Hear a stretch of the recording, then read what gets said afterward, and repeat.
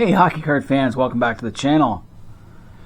I was in Halifax for a week, a little over a week, on some family business.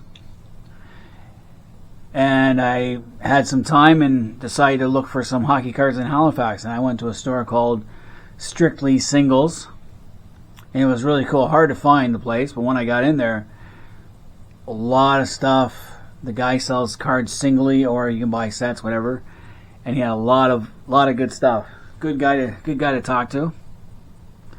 And anyway, when I was there, I decided to pick up 11 cards from the 1971 O-PEE-CHEE set. This is when Montreal won a Stanley Cup with Ken Dryden in net. We call it the Portrait Series. You'll see why in a minute. And it's a very unique and expensive set because it has Ken Dryden, Guy Lafleur, and Marcel Dion as rookies, as well as a few others. But let's get into this.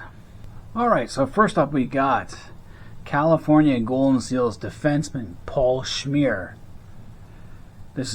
He actually, in 1971, he played for the Chicago Blackhawks. This is his rookie card. His card's in beautiful shape. Like I said, he played for Chicago that year in 70-71, then got traded in the offseason to the California Golden Seals. Doesn't say for who. He'd actually been with the Rangers, but then got traded for Camille Henry, but never played for the Rangers. He only played one season with California and then jumped to the WHA. California got raped when the WHA first came out. They lost about 6 or 7 guys, and top guys of that. Paul-PEE-CHEE was a pretty good defenseman, an all-star in that league. So he played for the Cleveland Crusaders for 4 years, San Diego Mariners, and then the Edmonton Oilers. So he played with Wayne Gretzky in 78-79. He never won an Avco. He came back. Minnesota owned his rights, and he played 2 seasons with Minnesota and then 1 season with Hartford. Pretty good defenseman. I don't know why he didn't. No one wanted to stay in California for some reason back then. Next up, we have center for the Boston Bruins, Fred Stanfield. These are beautiful shaped cards. They're well worth the money. Like even the backs were green and had a cartoon on them. Fred has 6 brothers, all hockey players. Okay, big family. Beautiful card. Fred Stanfield won 2 Stanley Cups with Boston. He'd been with the Chicago Blackhawks. Then from Boston, he went to Minnesota for 2 years in 74-75, and then from 75 till he retired in 78, or his last NHL season with the Buffalo Sabres. I have his Buffalo Sabres cards, and another one of his Boston cards. So he was traded from Chicago Blackhawks in 1967 with Phil Esposito and Ken Hodge for Giles Marat, Hubert Pitt Martin, and Jack Norris. Chicago, what the hell? Chicago would have had Tony Esposito with Phil Esposito and Ken Hodge, plus with Bobby Hull and Stan Mikita. Are you out of your mind? Think of that. Put Hull on one line and Esposito on the other? Huh. Because Esposito, once he came into his own, bad trade on Chicago's part. Esposito would have given them another goal scorer. But they didn't know that back then. Next up, another rookie card here. We have Buffalo Sabres defenseman Doug Barry. He was in Buffalo for only a season and a half before getting traded to LA. And from LA, he jumped to the W. Played for the Edmonton Oilers up until 77. Actually part of Detroit Red Wings farm system.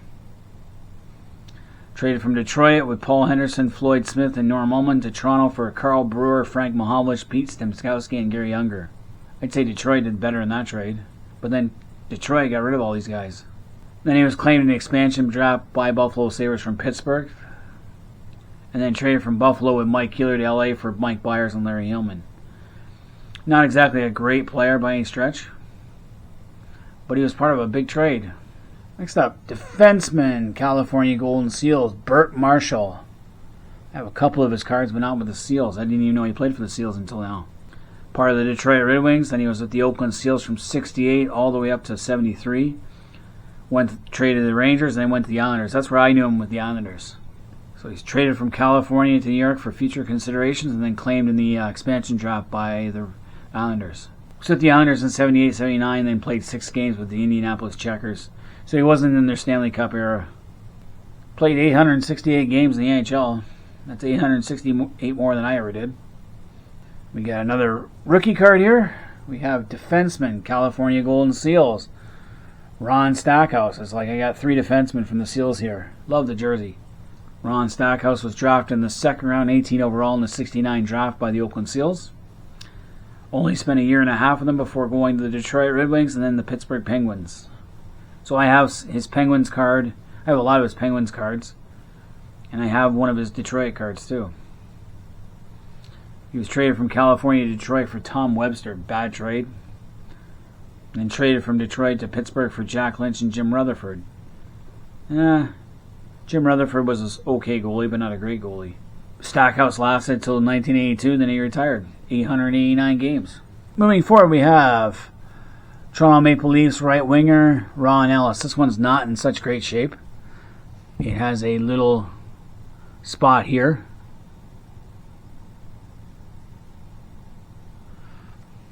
Ron Ellis was part of the Leafs' 67 Stanley Cup, their last one, and counting. Played his entire career with the Leafs, but he retired in 75 and came back and took 2 years off. Problems with management. Played over 1,000 games, 640 points. Pretty solid second-line guy, at least in my opinion. And then we have defenseman and the captain of the Philadelphia Flyers, Ed Van Impe. He won 2 Stanley Cups with the Philadelphia Flyers. Started his career with Chicago in 67. Then after his Philadelphia in 76, he was traded from Philadelphia to Pittsburgh. But injuries were taking their toll, and he only played 10 games in 76-77 for Pittsburgh. I have his Pittsburgh card, as well as some of his Philly cards. So he's claimed the expansion draft by Philadelphia from Chicago. So Chicago lost another good player. And then he was traded from Philadelphia with Bobby Taylor to Pittsburgh for Gary Innes. Well, Gary Innes wasn't any good either, so tough guy. I think he was the guy who laid out that Karmeloff in that rough game, Philly versus the Red Army, where the Soviets then decided to try to sit out the game or something like that. I remember watching it on YouTube, the game itself. Philly was just too rough. The Soviets couldn't handle it. All right, we got Hall of Famer from the Montreal Canadiens, Guy Lapointe, defenseman. This card's in better shape. It's got a ding in the corner. Still, I'm not complaining. He won 6 Stanley Cups with Montreal. Played briefly with the St. Louis Blues. And then 45 games with the Bruins in 83-84 before retiring. Actually coached as an assistant with the Nordiques and the Flames. Did not know that. 2 of them as an associate coach with the Quebec Nordiques. They were out of the playoffs both years. I think one of them he was actually coaching Guy Lafleur. That's good to know. 894 games, 622 points. Injuries is what his problem was. He had a lot of injuries, especially late in his career. Traded from Montreal Canadiens to St. Louis Blues for future considerations. It was more like he'd been hurt in 82, played only 47 games. They traded him to St. Louis, where he played 8 more games, played 7 games in the playoffs and had 1 goal for the Blues. It was kind of like getting him out of Montreal because he'd been booed mercilessly when they played Edmonton in the playoffs the year before. Him and Serge Savard, injuries had just taken too much toll on both those guys. Then we have Buffalo Sabres center Don Luce. He'd actually been drafted by the New York Rangers in the round 3, 14th overall in the 66 amateur draft. Played a season with the Rangers, not even that. He played 21 games with the Rangers, then got traded to Detroit. Then he went to Buffalo in the expansion draft, and that's where he really took off. I think he had a lot of short-handed goals, if I'm not mistaken. When he was in Buffalo in 1974-75, he made the All-Star team. He actually had 8 short-handed goals. He scored 33 goals that year, and 8 of them were short-handed. 1 was on the power play. That's pretty damn good. 6 game-winning goals. Scored 26 shorthanded goals throughout his career, NHL career, in 894 games. So, damn good to score that many shorthanded goals. He had also won the Bill Masterton in 74-75 and got traded from Buffalo in 81 to the Los Angeles Kings. Only played 10 games for them, and then went to Toronto in the next year for 39 games. Injuries. 1970, traded from New York Rangers to Detroit for Steve Adrasic. Bad trade there. Traded from Detroit Red Wings with Mike Robitaille to Buffalo Sabres for goalie Joe Daly, who then jumped to the W. Buffalo won that deal. Then he was traded from Buffalo to LA for a round 6 pick in the 82 draft. So Toronto got him for nothing, pretty much. We have Philadelphia Flyers left winger Jean-Guy Guédron. I have one of his earlier cards. He started his career in the 50s, played for the Rangers, the Bruins, Montreal Canadiens, back to the Rangers, back to the Bruins, then to the Flyers, and then finally the release of the WHA. He never won a Stanley Cup, despite playing 863 games with Boston and Montreal and the Flyers. So, just missed out. Story of his life. Never won an Avco. Mostly claimed in the interleague draft they had back then. He was traded 3 times in the interleague draft they have at the end of the year, where weaker teams can draft from the stronger teams and so forth. It's kind of like the illusion of free agency. And then last time was June of 1969, traded from Montreal to Philly for cash. So Montreal must have had him again that year. Yeah, he's playing with the Quebec Aces, that's why. And finally, one more rookie card here. We have Philadelphia Flyers left winger Rick McLeish. I believe he was the Philadelphia Flyers' first 50 goal scorer. In 1972, 73, and 78 games, he scored 50 goals, had 50 assists for 100 points. Won 2 Stanley Cups with the Flyers. Oh, here's a good one. He'd actually been a first round, 4th overall pick, 1970 amateur draft by the Boston Bruins. Boston let go of a lot of good players. Like, I know they just traded away their depth, because they used to have Bernie Parent, Ken Dryden. They used to have better goalies in their system, but they just traded them away for nothing. Had 7 30-plus goal seasons and 9 20-plus goal seasons, so could score. Spent 81-82 with Hartford and Pittsburgh.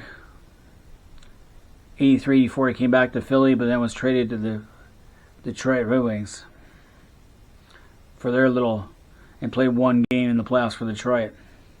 846 games, 349 goals, 759 points. 114 playoff games, he had 54 goals, 53 assists for 107 points. Almost a point a player. Excellent player. Traded from Boston to Philly for Mike Shaky Walton. Then in July 81, he was traded from Philadelphia with Blake Wesley and Don Gillen. Round 1 draft, which was Paul Lawless. Round 2 pick Mark Patterson. And round 3, Kevin Dineen to Hartford Whalers for Ray Allison, Fred Arthur.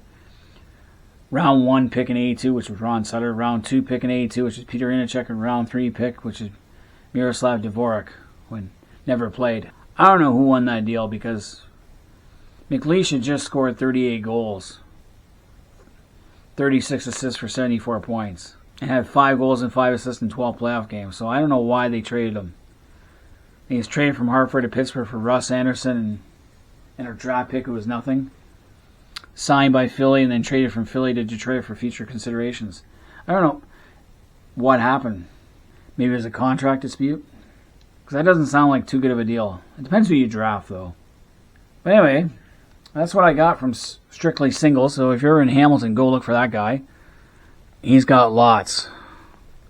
If I had more money, I would have got more. But 11 cards. I got 3 Golden Seals, 3 Flyers, 2 Sabres, a Hab, Bruin, and a Leaf. Most of them are in pretty good shape. I'd say excellent shape. And I got a couple of dings and some others. Like I said, this is the portrait series because it looks like they're in a portrait. And they're actually the better quality cards than the year that comes after it. So all you hockey card fans, out there. Let me know what you guys think. And what do you think is the best trade ever in hockey, like from a standpoint of both teams got what they needed? Or what was the worst trade in your opinion? Leave comments in the comment section. Until next time, this has been Hockey Night in Belmont.